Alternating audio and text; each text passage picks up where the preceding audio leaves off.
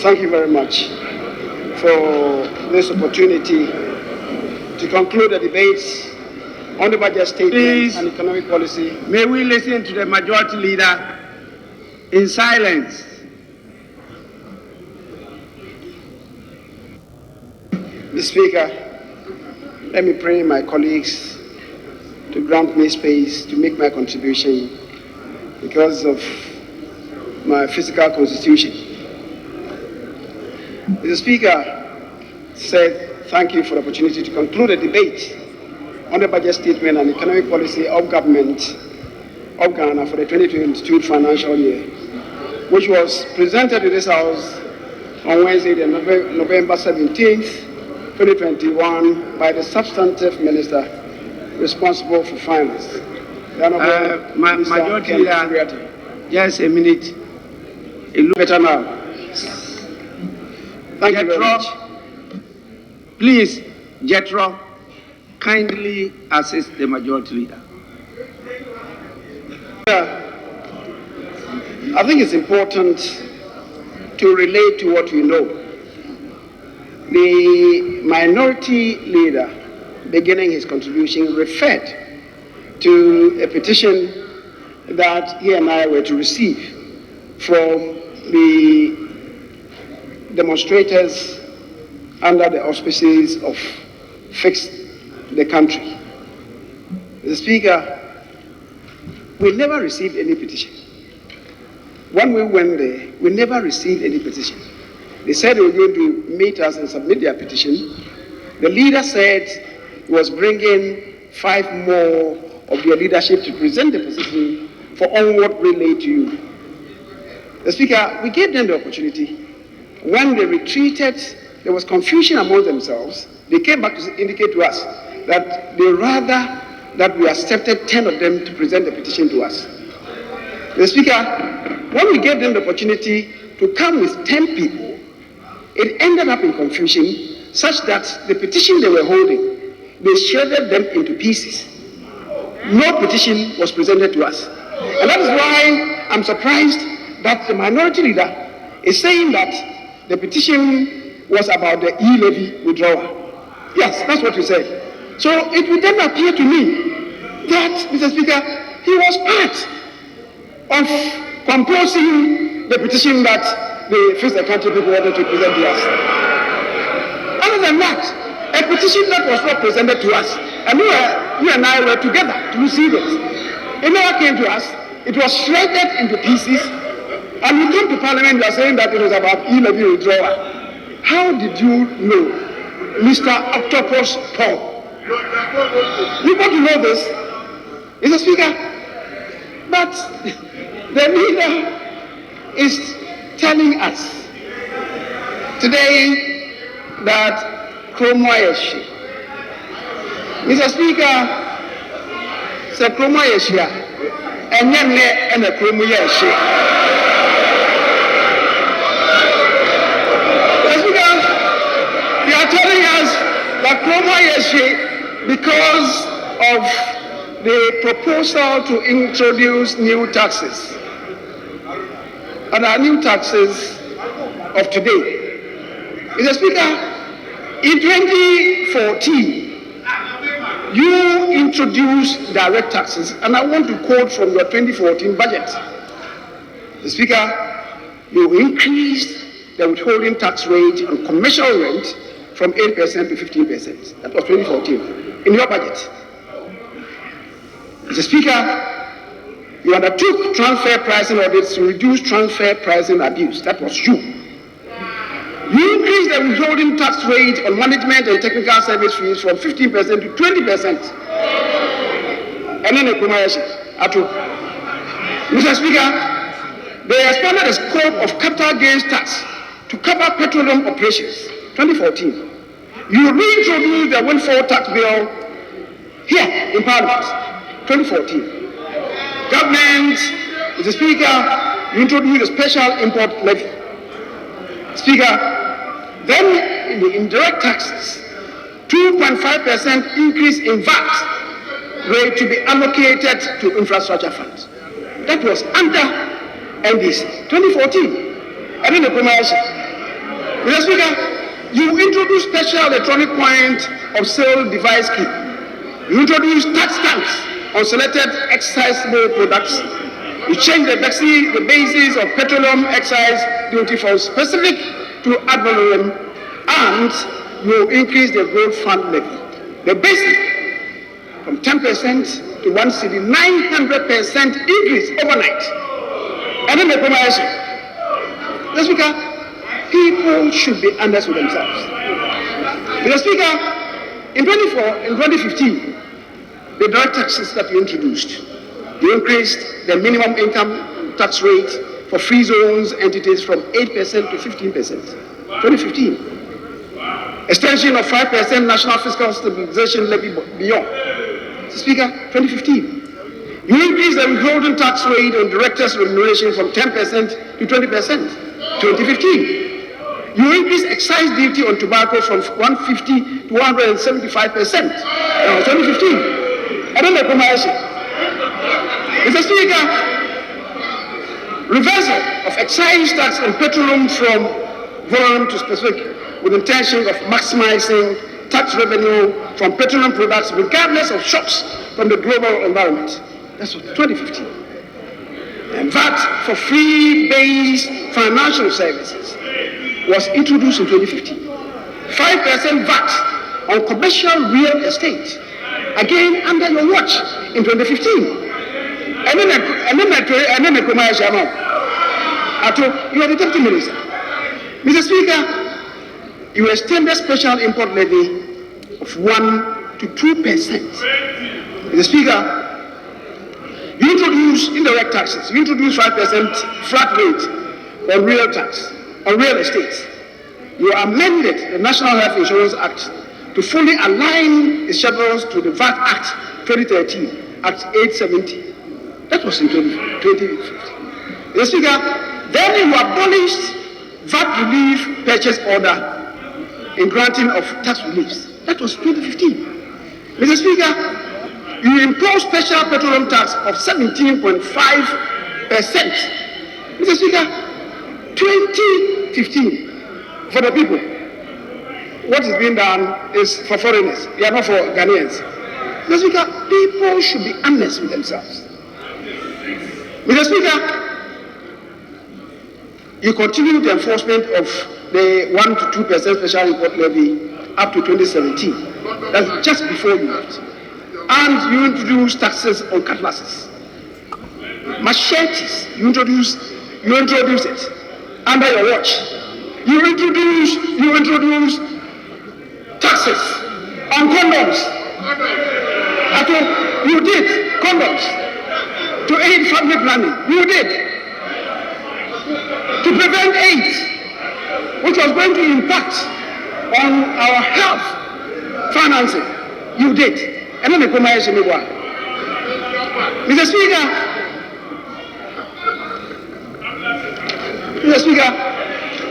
2016, you implemented Income Tax Act, the full rollout of excise tax stamp project. The maximum tax rate for free zones were increased from 8 to 25%. 2016. Mr. Speaker, then you implemented measures that we said were going to address revenue leakages. You ended up imposing additional taxes. Mr. Speaker, then there was the reimposition of excise duty on cider beer. And I know you are a fan of cider beer. Mr. Speaker, then you repealed income tax and vast threshold bans, all in 2016. And then, I don't know, thou shalt not bear false witness. Thou shalt not bear false witness. Mr. Speaker, so 2017, the budget, we abolished the 1% special import levy that you introduced. We abolished the 17% VAT NHIL on financial services. That is under Akufo. We abolished the 17.5% VAT NHIL on selected imported medicines that are not produced locally. That was under Akufo. We initiated steps to remove import duties on raw materials and machinery, food production, within the context of ECOWAS Common External Tariff Protocol. These were done under Akufo-Addo. At your time, they existed. Mr. Speaker, we abolished the 17% VAT NHIL on domestic airline tickets. We abolished the 5% VAT NHIL on real estate sales. We abolished excise duty on petroleum, reduced special petroleum tax rate from 17% to 15%. We abolished duty on importation of spare parts. Speaker, we abolished levies imposed on Kaya by local authorities. We abolished levies imposed on religious institutions by local authorities. We exempted from taxation the gains from realization of securities listed on the Ghana Stock Exchange and publicly held securities approved by the Securities and Exchange Commission. Then we reduced the National Education Scheme levy from 5% to 3%. Mr. Speaker, we replaced the 17.5% VAT NHIL rate with a flat rate of 3% for traders, and we implemented tax credits and other incentives for businesses that hire young graduates. Mr. Speaker, these were the reliefs initiated and indeed passed into law under the Akufo-Addo regime. And I think that if we must be honest with ourselves, the Kromo Asia, it began with your era. Mr. Speaker, on Friday, as I said, the minister came with a budget and he responded to the realities of the 2016 after 8 years of the NDC administration. Mr. Speaker, the minister did not mince words because it is said that if you do not know where you came from, you will not be able to make progress moving ahead. It's the reason why the minister related to the situation that he met in 2016. And Mr. Speaker, he said, and I quote, when they inherited, the economy was in a very bad shape, suffocating under a misweight of debts, arrears, very high cost of living, high youth unemployment, and the worst growth rate since 1994. That is the worst growth rate in 26 years. The Speaker, that was in 2016. If we went back before the COVID, the most shambolic GDP growth rate was witnessed in 2014, 2.2%. It was the worst GDP growth rate in 32 years. And that was under President Mahama. You have courage to applaud that. Today, Mr. Speaker, this time around, the COVID situation, you all know, the COVID situation is unprecedented and it's not only affected Ghana. Mr. Speaker, the facts of the matter is that it was not due to mismanagement as happened. Mr. Speaker, we all know the realities. The rising global inflation occasioned by the COVID circumstances, disruption of supply chains, rising cost of shipment, the unstable financial markets, which is making borrowing high risk and borrowing coming at high cost. These realities are known by our colleagues, but conveniently, they avoided these home troops.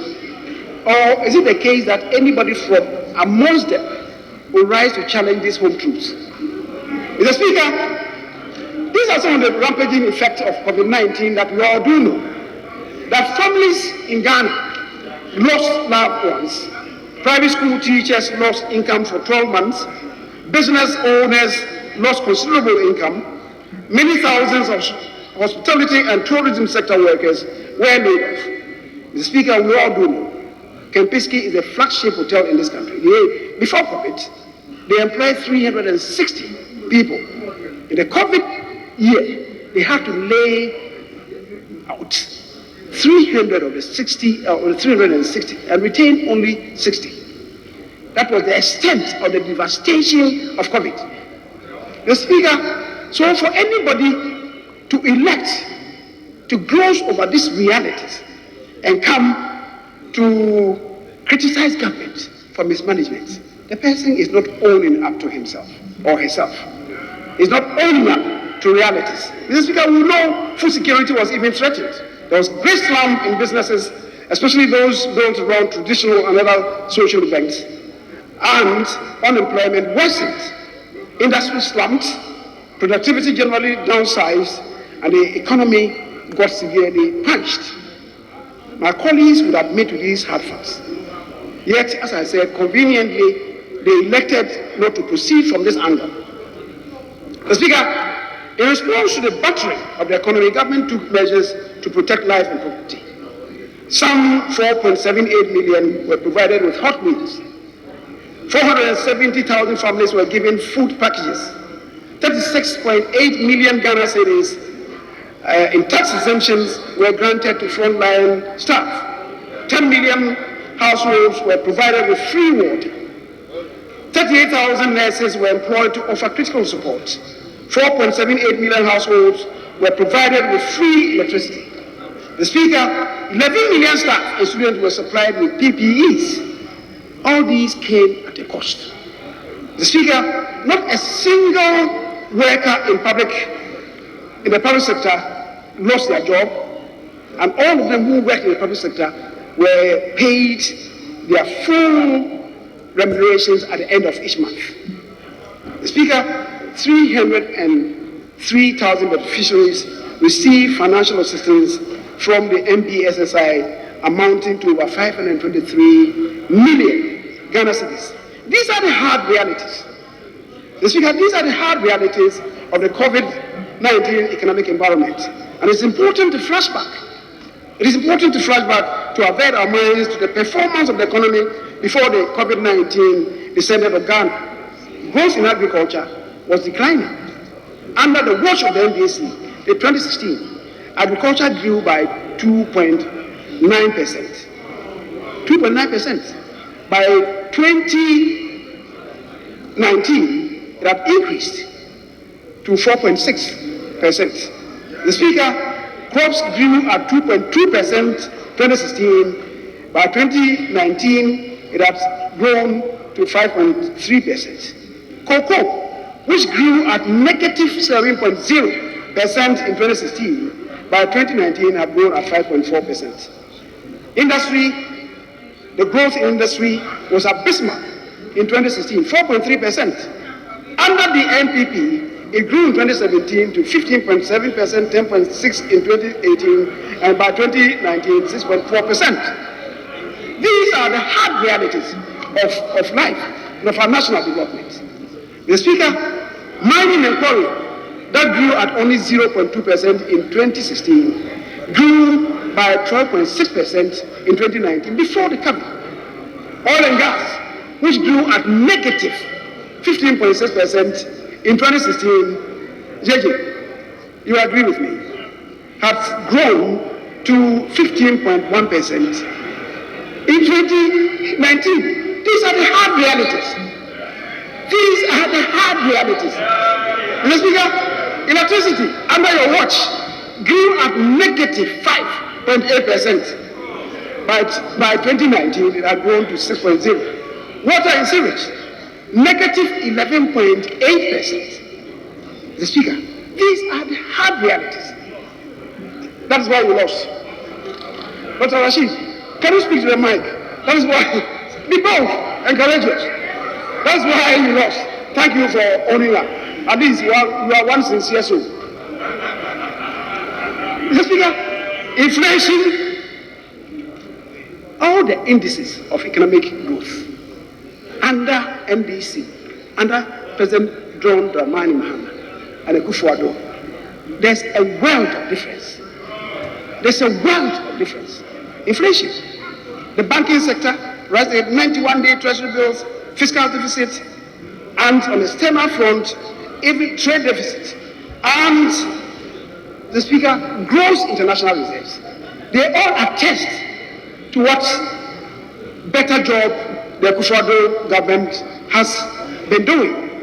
And Mr. Speaker, even today, in spite of the COVID, the gross international reserves accumulated under this government is unprecedented in the history of this country.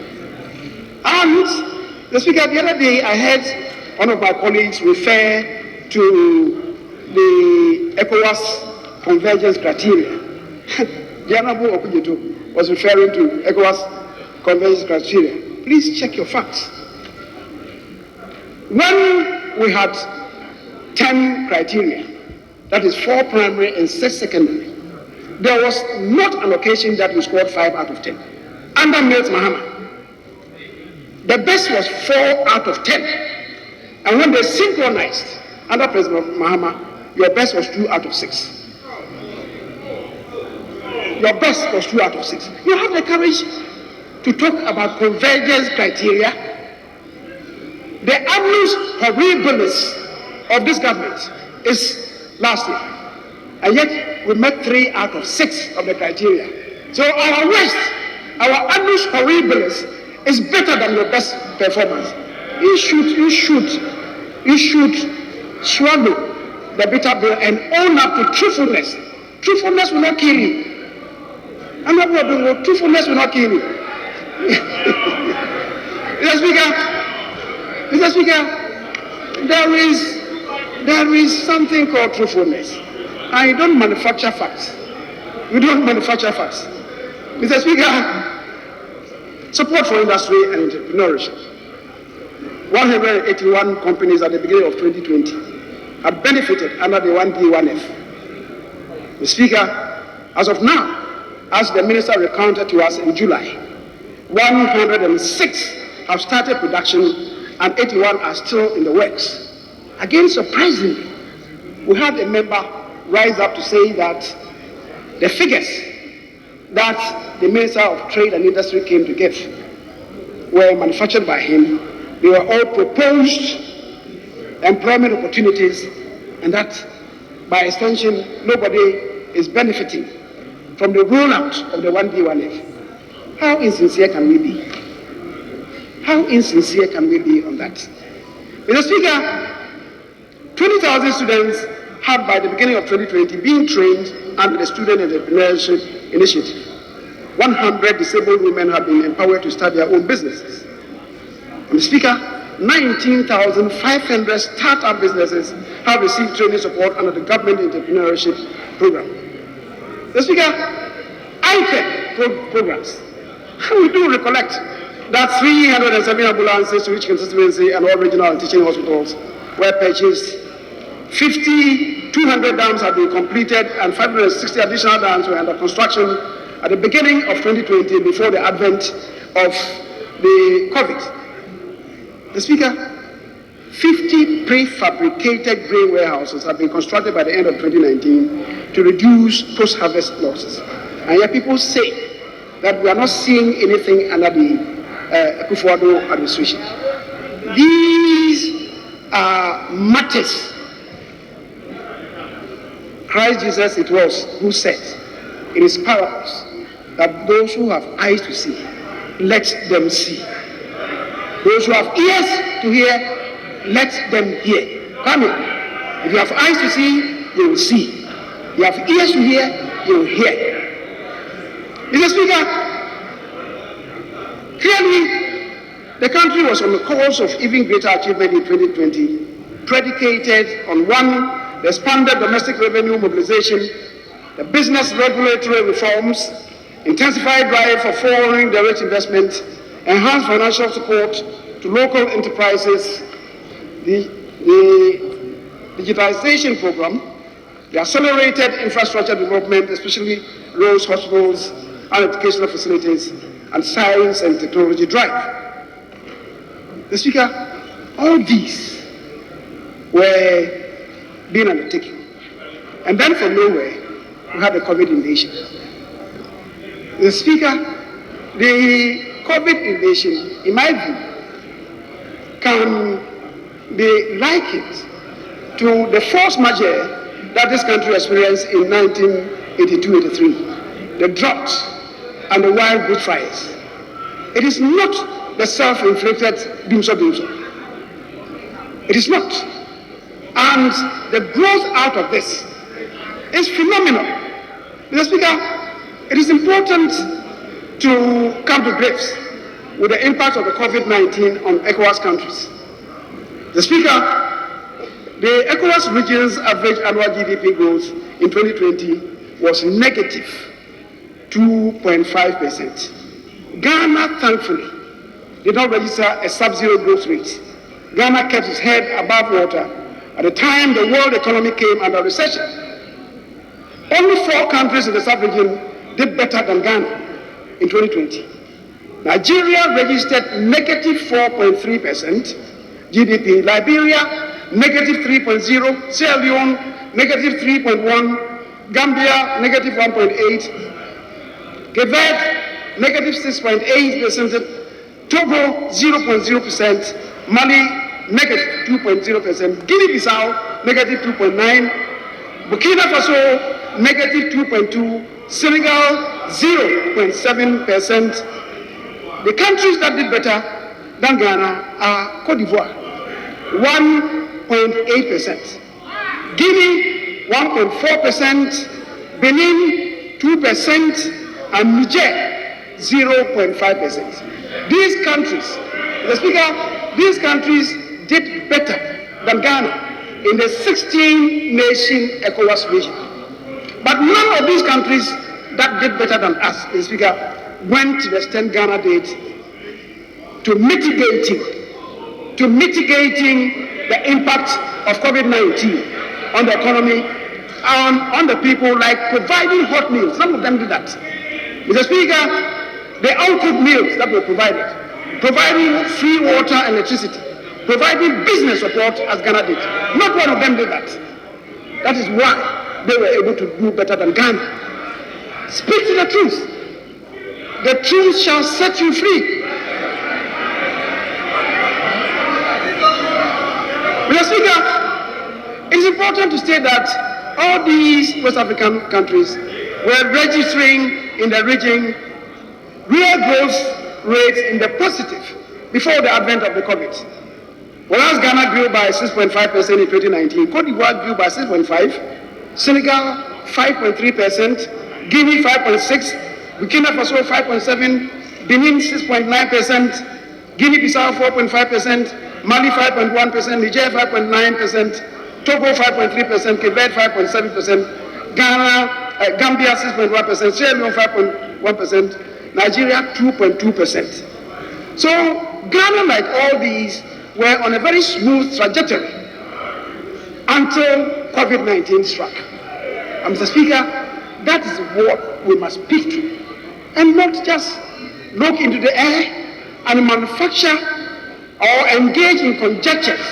It will not help us. Mr. Speaker, so we compare it to 2014, 2015, and 2016 period, and we realize that average growth rate in West Africa was 5%. 2014, 2015, 2016, it was 5%. And yet we were growing 2.2% in Ghana and 3.4% in Ghana under your watch. Under your watch. You must do serious introspection to realize that your management of the economy was most abysmal and most incompetent. Mr. Speaker,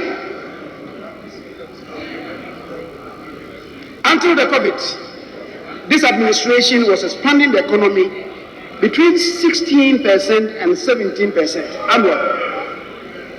Mr. Speaker, resultantly, revenue available to government expanded by as much. In 2020, the GDP was targeted to grow about 420 billion. And for 2021, it was projected to expand further to 450 billion Ghana cedis. The Speaker, it shrunk. It did not reach there because of COVID.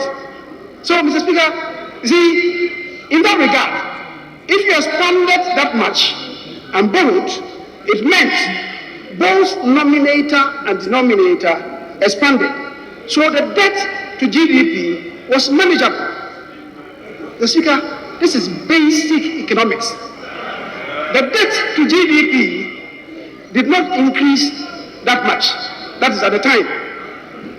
When COVID struck and the economy could not grow, on the contrary, expenditure escalated to provide for the effect of the force majeure. And this should mean that the country's debt to GDP will balloon, as we are seeing, because the denominator shrank whilst the denominator expanded. Mr. Speaker, that is the reason. That is the reason. Mr. Speaker, and people are talking about a compare, that when you exited, the total debt stock was 120 billion Ghana cedis. Today, it's in the region of 341 billion Ghana cedis. That is so. But you see, Mr. Speaker, what they are not even relating to, when you inherited, the total debt stock was 9.6 billion. At the time you were leaving, that climbed up to 120. That's straight out from all the years, because when you came, the CD to dollar exchange rate was 1.1 to 1. When you think out, according to the months and years, the total debt stock that you added in dollar terms was $47 billion. Today, check, Mr. Speaker, when you think out, it comes to about $33 billion. That is what you understand. Don't mislead Ghanaians. Do it in nominal dollar terms and come to the reality. So,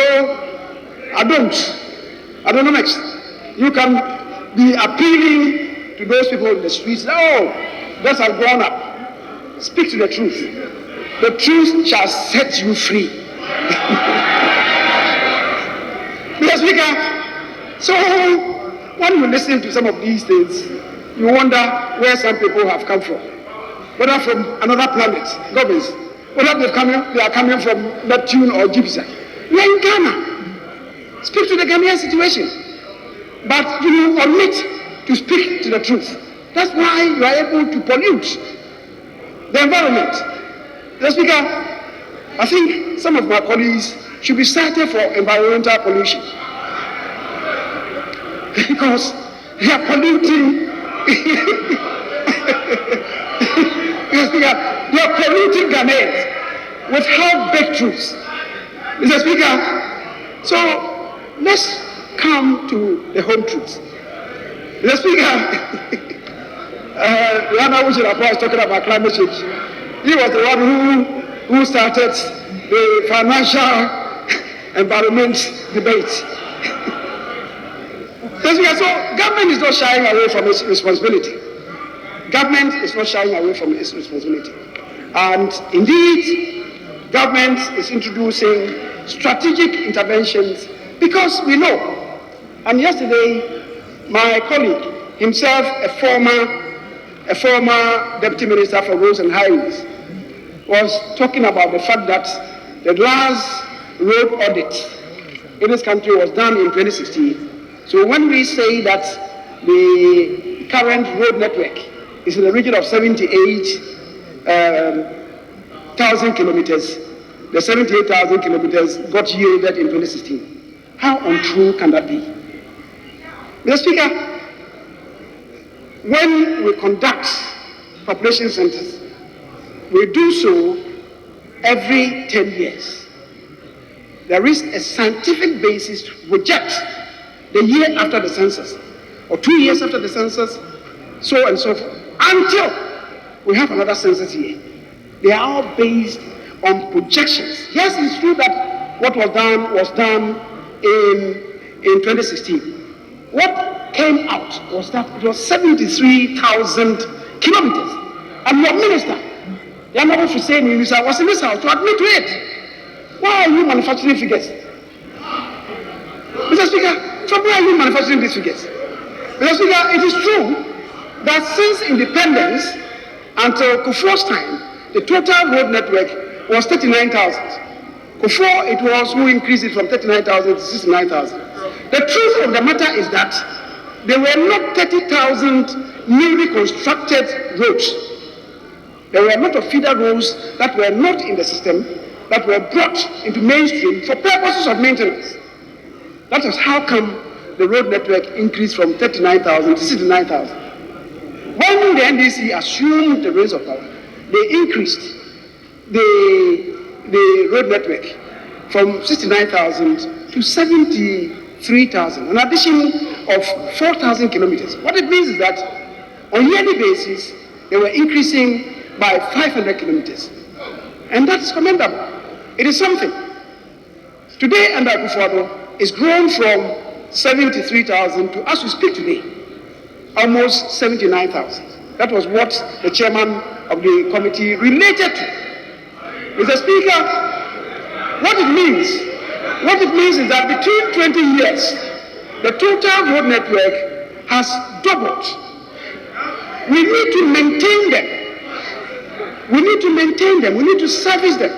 Mr. Speaker, it is this extraordinary ballooning of the road network which is causing the current state of affairs, where every Friday members are coming in to request the status of road construction in their constituencies. We need to maintain them, and those that we have started to complete them. And we must admit that there's a lot of arrears to road contractors. It's because of what has happened within 20 years. Doubling the roads. Some of the roads are just in Asawasi.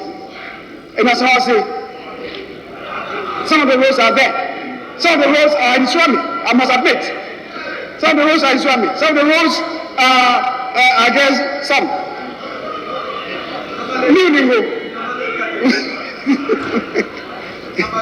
Mr. Speaker, Tabale Central, there are some of the roads there. Mr. Speaker, so we must admit to the reality. Mr. Speaker, so the point being made is that we need money, we need resources to develop these roads. It's a reason why, it's one of the reasons why the ministry is introducing the e-levy.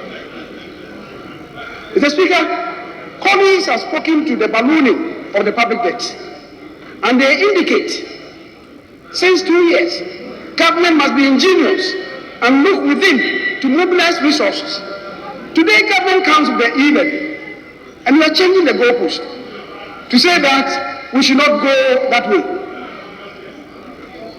Reverend Adengo, did I hear you say that we should go and farm? You are saying farm. I hear you. So we have made up our minds, don't convince us with facts.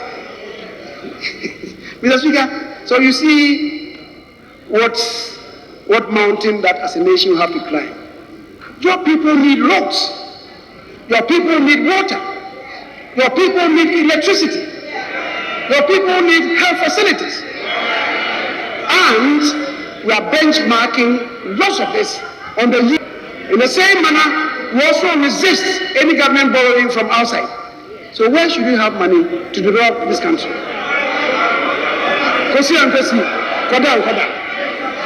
How should we develop this country? Mr. Speaker, that is why I talk about congruence of truthfulness and being courageous to admit to the truth. And Mr. Speaker, the other day, somebody was saying that when we were talking about unveiling about 106 factories that are giving employment, you often hear my colleagues relate to one flagship project, the Commander Sugar Factory. Mr. Speaker, without doubt, the Commander Sugar Factory had real good intentions. And let's face it, was it a feasible project at the very outset? Mr. Speaker, let us interrogate this. Now, the land acreage that was used to produce the cane sugar at Commander, what is remaining is about 25% of the land. The outgrown lands have gone into oil palm production. It's not there. Mr. Speaker, at Commander, they used to generate raw water from Biposo to come and irrigate the lands, the cane sugar lands. Mr. Speaker, the water in the plough have gone. No thanks to Galamsey. Where in the world do you use treated and purified water to irrigate agricultural lands? Where do you have that? But if they did that, it will add to the cost of production and not make it feasible. Mr. Speaker, So we should really interrogate it. It's not based on sentiments. Let's relate to these matters. I know it's dear to some of our colleagues and to, in fact, all of us. But let's interrogate the economics of it to see whether it is possible to go on with this project. Mr. Speaker, as a nation that is showing so much promise, certainly this country will attract envy and enemies. And that is why I'm happy that the minister gave some account on the urgent need to retool the security and intelligence services. I heard my colleague, the Honorable Agaga, relate to the fact that the retooling of the security services started not yesterday or is not starting today. They've been with us since the era of Mills and Mahama. Mr. Speaker, that is true. Every year, some allocation is made to them to provide some accoutrements for the service persons. But James, you agree that the level of security threat just 4 years ago in this country is not like what obtains now. Please, you must admit to this fact. So why don't you want to relate to the current situation? You should not politicize these matters. Security, Mr. Speaker, we need to really engage in what we should call real retooling and retrofitting of our security forces. Otherwise, we may be overtaken by events. And that is why, when we met, all of us agreed that fundamentally we require not less than $2 billion if we really want to retool the security services. The minister is saying that it's difficult to mobilize their resources. Let them do prioritization, which is why we are now looking at about $1.2 billion to retool the security services to protect the security and stability of this country. So, James, don't just relate to yesterday's events and pretend that nothing serious is happening. Let's come together on this. Mr. Speaker, so we are as a nation in serious and dire straits. I think this is the time for us to come together and show our Ghanaians, be together to protect the country as one big whole. Mr. Speaker, I agree that there are some areas that we may have to look at. In particular, the allocations to Parliament and the judiciary. I think we need to interrogate this. But we should also understand that never in the history of this country has Parliament had it better than we have had under Akufo-Addo. Never. And yet, I do recognize that there is space to do better than the minister has done. Mr. Speaker, there are matters that did not find concrete expression in the budget. The other one that was raised by the Honorable Okujeto, that is in respect of the Blekuso Sea Defense War. I agree. And that is why I wanted us to listen to the minister as to how we're going to move on that. Because I think that something immediate must be done. If it is possible to have it captured in the budget, but the ceilings have been given, how is he going to do it? And I thought that that engagement with the various caucuses, the leadership, perhaps would have produced that result. And then we could have spoken to it. But Mr. Speaker, we are not oblivious of the fact, that what began as Keta Sea Defense War, initiated by Rawlins, given those days to Atawushi Ansa, only 11 million was given to the victims of those houses that have been destroyed. At that time, over 103, only 11 million was given to them. It was at the instance of the minority at the time, I would say, edified so much by Professor Mausidake, who took this matter up for Rawlins to revise his notes and increase the allocation from 11 million to 96 million. If the minority at the time had not been insistent, that thing wouldn't have happened. Mr. Speaker, the now situation is that the minister should listen to what issues that have been raised and possibly factor the concerns of the sea defense at Lekuso into the budget. How is he going to do that? The Speaker will plead with him to do that. I also agree with the minority leader that the resolution of this House, the approval that was given to the Minister of Energy through GMPC in respect of Eka Energy is not being properly captured. It's not the language that was used in the resolution. We need to look at that. We need to look at that. Mr. Speaker, the Honorable Adongo is giving me 10%. I'm struggling to give him 0.1%. I'm not. Also, if he gives me 10%, I believe it's a good beginning. Mr. Speaker, the issue about Ajapa, which was withdrawn by the minister, they said to do further consultation. Mr. Speaker, I'm not too much aware that those consultations have taken place. So again, we appeal to the minister, if it's possible, to do something about the Ajapa. But he is here. I believe he will respond to that. Mr. Speaker, as for the e-levy, I believe we should know that it is the cornerstone of this budget. I don't know, fellas.